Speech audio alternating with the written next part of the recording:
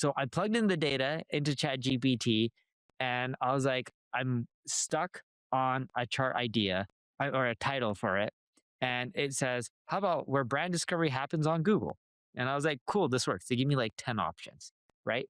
And out of the 10 options, where brand discovery happens on Google, they gave me a longer variation of it.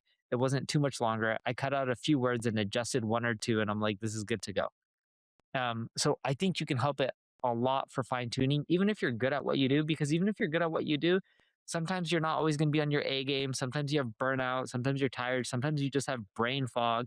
But where I don't see AI helping with content and it being successful in the long run is it just doing everything from soup to nuts and it just being successful because I believe the platforms are going to flag it, even if the content's amazing, and it's just going to get crushed over time.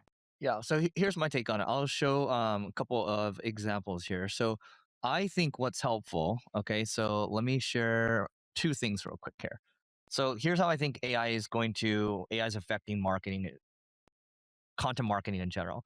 So if I share this screen with you over here, you can see this, right? So basically, I was messing with this today, and I was making a skill. So I was like, hey, look at the All In podcast. And Neil, this actually applies to our podcast marketing school, right? I'm like, they actually do a good job with I think their thumbnails are pretty good and their titles are pretty good. So I was like, hey, based on this, I want you to make a skill here. And what the skill does every single time is that when we have a new podcast that's like over an hour or so, I just wanted to use this skill. So it'll come up with the ideas. And so I was playing with it today.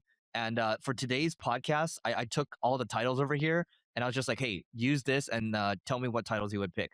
And in fact, it was like, because we're going to talk about why ClickUp shed 22% people to build a 100x team.